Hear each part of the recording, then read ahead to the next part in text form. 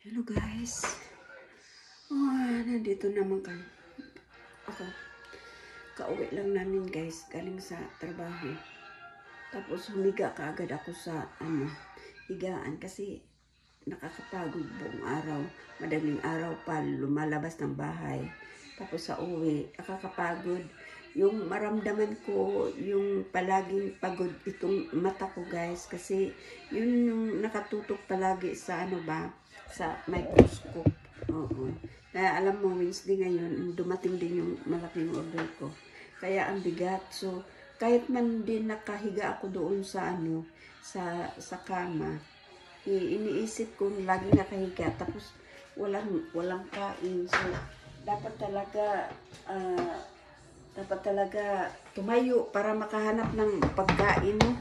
Si Hani, alam mo naman, automatic yung pagkain niya. Sausage at saka fries, diretso lang lagay ng dito sa air fryer. Yun na yung pagkain niya. Hindi ako pwede ng ganun. Kailangan talaga akong kumilos, maghanap ng kahit masustansya man lang na pagkain. Kaya ito, niisip ko, mayroon pa pala akong 2 piraso na yung vermicelli noodles ba. Tingnan mo. May 2 vermicelli noodles pa pala ako na naiwan sa cabinet. So, sinok ko siya ng tubig dyan. Iniisip ko, may natira pala din akong ito. Yung tuna guys. Tuna yan sa atin. Yung apritada tuna. Yan. Adobo yan.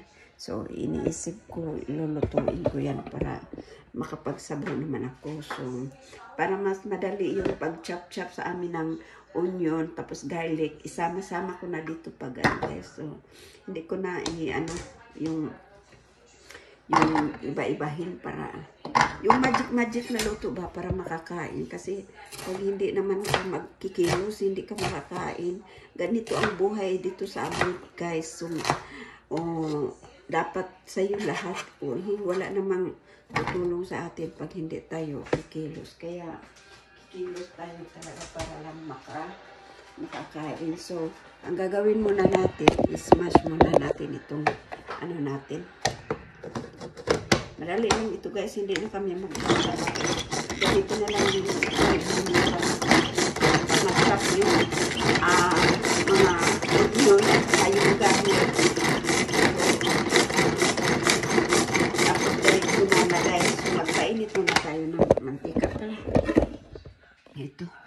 Itong lutuan namin, hindi pa ako master kung dito ba sa harap o dito ba sa Kaya minsan dalawa yung iikutin ko para alam ko kung saan ako banda. Minsan naman makatiming ako kung dito tama. Natimingan ko. Kaya yan. Lagyan muna natin ng mantika. Para yan.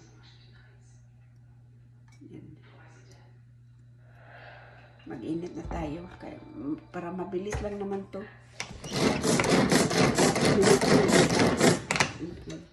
Garlic at saka para panglasa natin.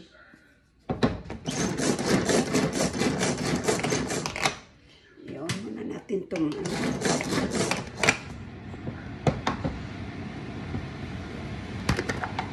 diba chop na. So diretso na natin yan ilagay sa baha pag kumukulo yan. Tapos gugupitin ko muna pala itong yung vermicelli ko para diretso pagkulo diretso lagay.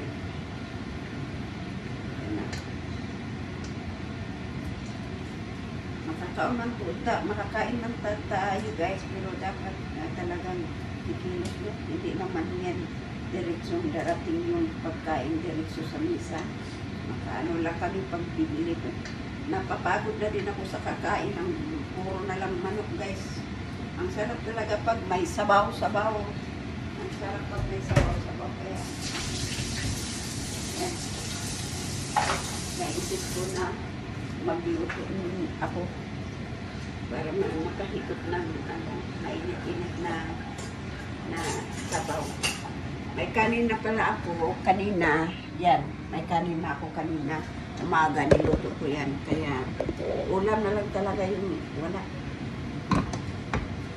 May ano pala din ako. May nabili ako parang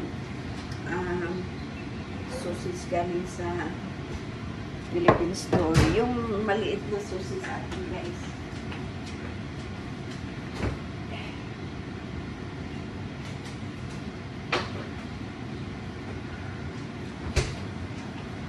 Yan, di ba? So, paborito ito ng mama ko. Ibili sa amin nung maliliit pa kami. Yung maliliit na sausage sa atin, guys. Lulutuin ko dito. Dadalawa kami ni ano. O tagtatatlo kami ni Jimos. So, sige, ilagay muna natin kung ano natin. Sutanhon, ang tawag dito, guys, no? Sutanhon. Yan. Sutanhon. Para makakain.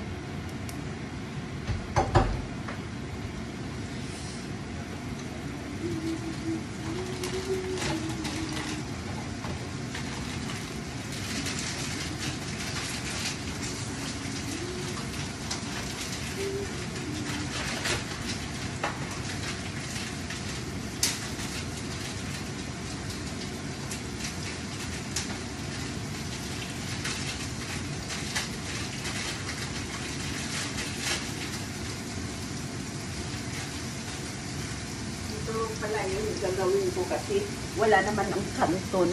Kaya itong gagawin noodles ko yung maging gawin kong kanton, guys. Ibig ko nga para makakain ng pasabaw. Iba yung parang vermicelli at saka kanton, yung parang pansit. Pero wala nang dito kanton. Kaya yun yung gagawin ko. Tapos, lagyan ko na lang itong chicken broth. Yan, lagi akong may chicken broth sa bahay. Kaya ako nagpawala ng chicken broth.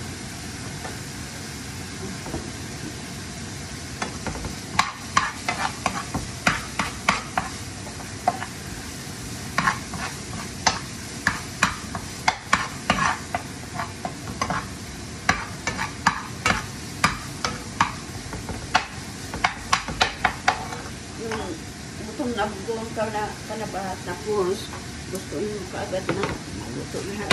Kaya lagay na lang sa natin yung bilis na pagkaluto ba para makapagpahinga na kaagad.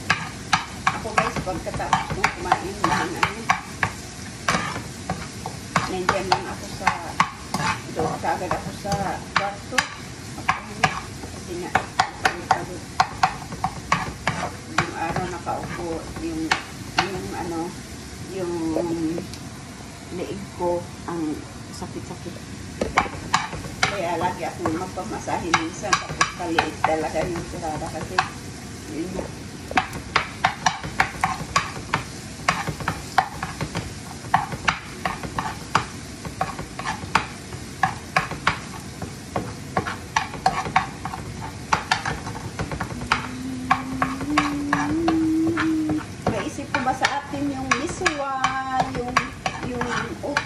Na gulay, yung Bisaya na utan, guys, bye. Sarap-sarap. Hanggang lang muna ako panaginip. Naman ang tinula na isda. Ang sarap-sarap. Yung sinugba na na tulingan. Ay, sarap-sarap. Mabubusog lang ako sa kaiisip ng mga ganyan. Ilagay natin ito. Ilagay natin na ito po. Sana ko yung sakit ko.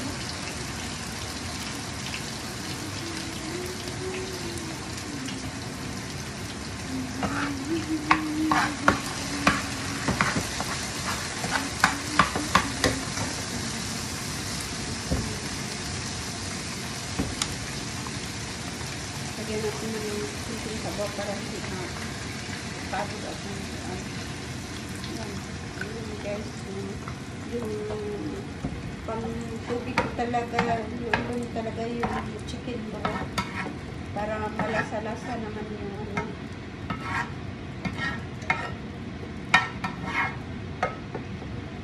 Lagyan ko na ito, pipir. Lagyan natin ang pipir.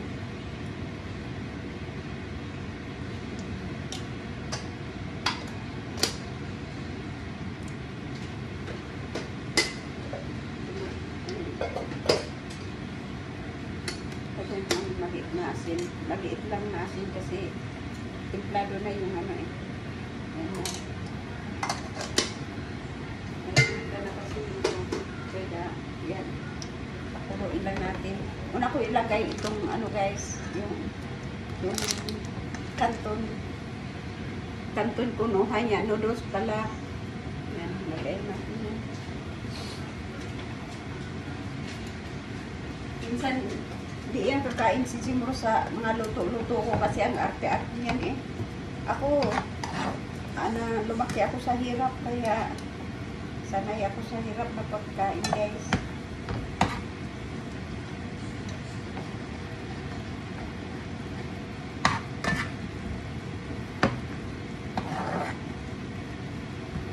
Ito, lagyan mo natin ng tagalawang tatlo kami din na.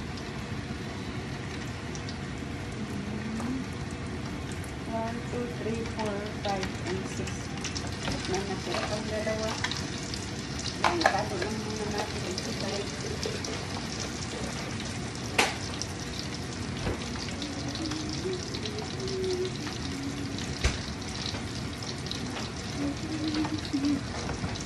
pag ganito guys, nang ikaw pa yung magbabago, pagdating ikaw pa rin yung magluto, para lang makakain. Si Honey kasi hindi niya alam yung mga pagkain ng mga tulad ng pagkain natin ba, kaya hindi talaga yan nag-export, hindi na magluto. Basta kakain lang yan sa sarili niya, okay na yan siya. Kasi hindi yan alam kung ano yung iserve sa amin yung broth, kaya kami nang bahala sa sarili namin, siya din yung bahala sa sarili niya. Kaya dito guys, kanya-kanyang yung kayo, ito din yung kain. Minsan hindi gusto ni Dimos yung pagkain ko. So, magluto din yan siya sa kanya. Ako minsan pag hindi ko maubos ng ganito, kinabukasan yun pa rin yung kinakain ko.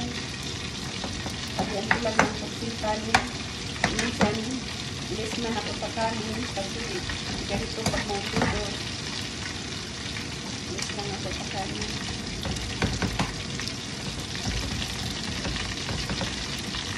Ano ko nang parang tuyo eh. Parang tuyo pa rin kaya lagi kong ina-add yung parang maraming sabaw. Pakulain muna natin.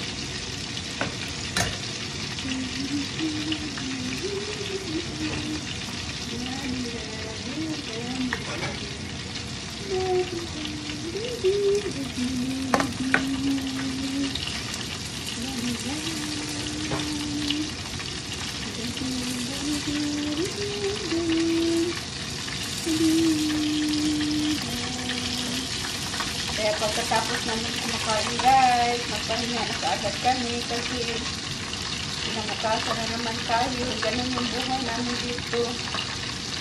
Maghanap ng pera, uwi ng bahay. Sana lang yung gala guys kasi minsan nga pagod na no. Hindi nga kami time na mag-ukit pa sa labas kasi aga pang gumising. Tapos kung araw sa trabaho, walang pahinga. Kaya, yan. Pagkatapos kami kumain, pinipilin ako sandali sa mobile. Tapos, tulog na kaagad kami. Mga alas 7, alas 8 pa lang. Tulog na kami guys.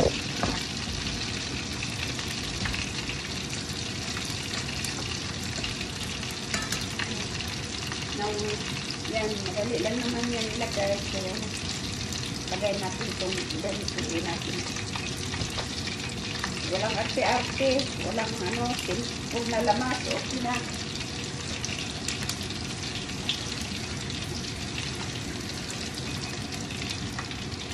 Basta natin, may lasa.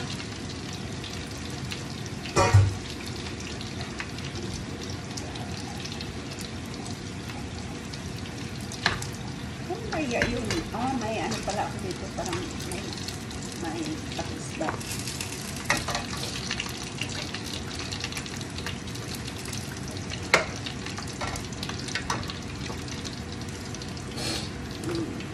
Lagyan ko ng maliit na tapis para gumaganda-ganda naman yung ano ko. Hindi ko nanganap kung saan yung isang tapis ko. May tapis ako pero hindi na maghanap. Ito na lang yung ilagay ko. Nor patis. Masarap yan. Yan. Ano lang yung pang-tapis natin.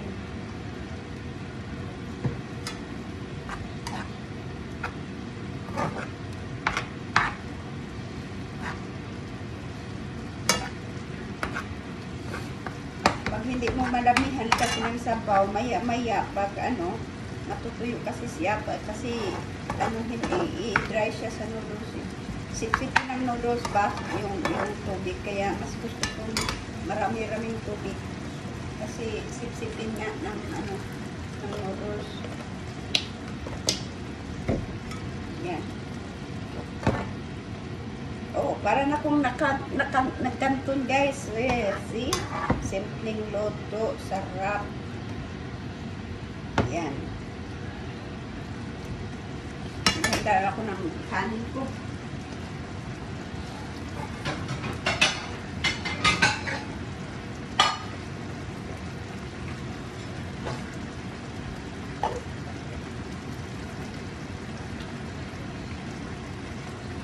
Maganda dito kasi hindi na ako mabibigit yung mga gamit ko ng donuts kasi sa ibaba lahat. Kaya madali naman. Okay. Yan! Tapos lagyan ko ng tatlong sausage ko at lagyan ko nitong sabaw ko.